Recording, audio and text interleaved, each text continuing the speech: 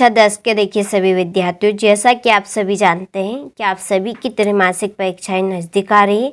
इसी विषय में आप सभी के लिए मैं हिंदी का एक महत्वपूर्ण पेपर लेकर आ गई हूं, ताकि आप सभी अच्छे से अच्छे अंक प्राप्त कर सके। ठीक है, चलिए तो वीडियो को स्टार्ट करते हैं, प्रश्न की ओर बढ़ते हैं। तो देखिए, उद्धव ने गोपियों को क्या संदेश दिया? तो किसका संदेश दिया है? योग साधना का। दूसरा प्रश्न है, छायावाद के प्रतिनिधि कवि है? तो इसका आंसर रहेगा जयशंकर प्रसाद। तीसरा प्रश्न है कि संचयी भावों की संख्या है? कितनी है संचयी भावों की संख्या? 33। यदि गद्य कवियों की कसौटी है, यहाँ कथन है किसका है? आचार्य रामचंद्र शुक्ल जी का। ठीक है, पूरा नाम है इनका आचार्य रामचंद्र शुक्ल। पांचवा प्रश्न है, नेताजी का चश्मा पाठ की विधा है? किस पाठ की विधा है? कहानी। मनु भंडारी के किस व्यवहार से तंग आकर प्रिंसिपल ने उनके पिता को बुलाया? तो आंदोलनकारी। ठीक है, यहाँ से आप इनका अच्छे से स्क्रीनशॉट लीजिए और अच्छे से आप कंप्लीट कर लीजिए। किसी भी प्रश्न के बारे में आपको पूछना हो तो आप कमेंट बॉक्स में कमेंट कर सकते हैं बिन झिझक, और अपने सवाल का हमसे प्रश्न कर सकते हैं। ठीक है, चलिए तो बढ़ते हैं अगले प्रश्न की ओर। आगे बढ़ते हैं, रिक्त स्थानों में सही शब्द चुनकर लिखिए। ठीक है, इसका पहला प्रश्न देखते हैं कि कवि के सरल स्वभाव के कारण डेडेस ने धोखा दिया। किसने दिया था? मित्रों ने। ठीक है, कवि के सरल स्वभाव ने कि मानस, ठीक है, कि उनका जो स्वभाव था वहाँ भोलापन था उनमें, तो उसके कारण किन्होंने उनको धोखा दिया था? तो मित्रों ने उनको धोखा दे दिया था। ठीक है, भोलानाथ और उसके साथी डेडेस बिल के पानी उलझने लगे। जो भोलानाथ था और उसके साथी थे, जिसके उसके दोस्त थे, उन्होंने किसके बिल का पानी उलझा? तो उन्होंने चूहों के बिल के पानी को उलझा।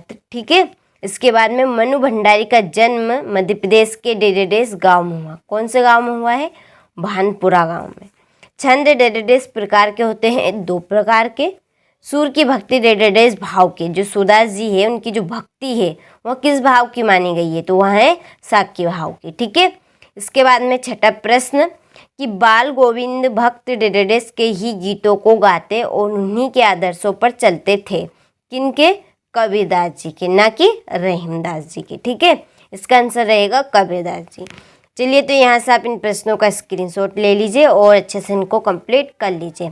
अगला प्रश्न है, सही जोड़ी मिलाइए। ठीक है, यहाँ पर मैंने जोड़ी के नंबर डाल दिए ताकि आप सभी का ज़्यादा समय बर्बाद ना हो और जोड़ी में किसी प्रकार की आपको दिक्कत ना आए। ठीक है, चलिए तो जोड़ी देख लेते हैं। कामयानी, इसकी जोड़ी लगेगी इसके सामने। ठीक है, महाकाव्य। कामयानी क्या है? एक महाकाव्य है। सूर के पद के रचिता है सूरदास जी। ठीक है, उत्साह की जोड़ी रहेगी निराला, और निराला जी की जो रचना है वो है अट नहीं रही है। ठीक है, राम लक्ष्मण पर परशुराम संवाद, इसका आंसर रहेगा तुलसीदास। आत्मकथ्य की जोड़ी रहेगी जयशंकर प्रसाद। ठीक है, यहाँ से आप जोड़ी का स्क्रीनशॉट ले लीजिए और अच्छे से कंप्लीट कर लीजिए। देखिए, मेन उद्देश्य हमारा यही रहेगा कि आप सभी अच्छे से अच्छे अंक प्राप्त करें त्रैमासिक परीक्षा में, और इस चैनल पर आप सभी को त्रैमासिक परीक्षा की तैयारी लगातार चल रही है, ताकि आप सभी अच्छे से अच्छे अंक प्राप्त कर सके। ठीक है, चलिए क्वेश्चन नंबर 4 देखते हैं। सत्य असत्य का चयन कीजिए। ठीक है, इसका पहला प्रश्न है, आत्मकथा कविता पहली बार हंस पत्रिका में प्रकाशित हुई? तो ये सत्य है। इसके बाद में बाल गोविंद भक्ति के गीतों में प्रभु मिलन का भाव होता है? तो सत्य बात है ये। तो बाल गोविंद भक्त के गीतों में प्रभु मिलन का भाव हमें देखने को मिलता है। जहाज चंपन की नाक पाठ में सरकारी तंत्र का व्यंग किया गया है? तो ये भी सत्य। रामचरितमानस एक खंड काव्य है? तो ये असत्य है। रामचरित जो मानस है वह एक महाकाव्य है। ठीक है, तो ये आंसर इसका गलत है, इसमें असत्य आएगा। एकांकी में 4 अंक होते हैं। देखिए, एकांकी में केवल 1 अंक होता है। कितना अंक होता है? 1 अंक, लेकिन यहाँ पर 4 अंक बोला है, तो ये असत्य है। छठा प्रश्न है कि जहाँ दोनों पद प्रधान हो वह दिग्गु समास होता है? तो ये असत्य बात है। ठीक है, तो ये सत्य सत्य हमने कंप्लीट कर ली है। स्क्रीनशॉट ले ले आप अच्छे से और कंप्लीट कर लें इनको। इसके बाद में अगला प्रश्न, निम्न लिखित प्रश्नों के उत्तर एक शब्द में दीजिए। ठीक है, एक शब्द में देना है। तो देखिए, सूरदास भक्ति काल के किस शाखा के कवि है? जो सूरदास जी है वो भक्ति काल के किस शाखा के कवि माने जाते हैं? तो ये माने जाते हैं कृष्ण भक्ति शाखा के। दो शाखा होती है, तो राम भक्ति शाखा और कृष्ण भक्ति शाखा। तो सूरदास जी है वो है कृष्ण भक्ति शाखा के कवि। रामचरितमानस एक प्रमुख छंद कौन सा है? तो चौपाई है। रामचरितमानस का प्रमुख छंद कौन सा है? तो चौपाई है।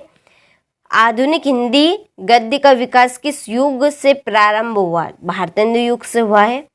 चौथा है, आत्मकविता में कवि ने मधुप का प्रयोग किसके लिए किया है? तो स्वयं के लिए किया है। ठीक है, इसके बाद में पांचवा प्रश्न, सहस्त्रबाहु कौन था? इसका आंसर आप कंप्लीट कर लीजिएगा। ठीक है, और बाकी के प्रश्नों का स्क्रीनशॉट लो, यहाँ से आप कंप्लीट कर ले।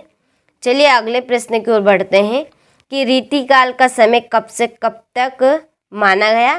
तुलसीदास जी की दो काव्यगत विशेषताएं लिखिए। उद्धव के व्यवहार की तुलना किन किन से की गई है? कवि आत्मकथा लिखने से क्यों बचना चाहता है?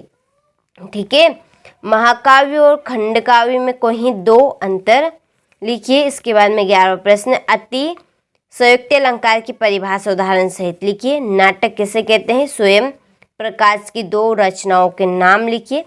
नेताजी सुभाष चंद्र बोस की मूर्ति को देखकर लेखक के मन में कौन सी कमी खटकी? ठीक है, यहाँ से आप अच्छे से इन प्रश्नों का स्क्रीनशॉट ले लीजिए और अच्छे से कंप्लीट कर लीजिए। इसके बाद में है अगला प्रश्न कि बच्चे माता पिता के प्रति अपने प्रेम को कैसे अभिव्यक्त करते हैं? दीपावली पर बेटे तथा माँ पर संवाद लिखिए। इसके बाद में क्वेश्चन नंबर 19 में पद्यांश जिसमें संदर्भ, प्रसंग और भावार्थ लिखना है। और क्वेश्चन नंबर 20 में गद्यांश, इसका भी आपको संदर्भ, प्रसंग और इसकी व्याख्या करनी है, यानी भावार्थ ही लिखना है। अगला है हमारा क्वेश्चन नंबर 21, ये है गद्यांश या काव्यांश। ठीक है, इसको आपको ध्यानपूर्वक पढ़ना है ताकि इसके नीचे जो दिए गए प्रश्न हैं इनको आप इसी में से कंप्लीट कर सके। ठीक है, इसी में से कंप्लीट करना है, इसलिए आपको अच्छे से पढ़ना है, इनको रीड करना है। अगला प्रश्न है क्वेश्चन नंबर 22। ठीक है, लाउड स्पीकर बंद करने के लिए एक आवेदन पत्र लिखना है। क्वेश्चन नंबर 23 में है निबंध। ठीक है, एक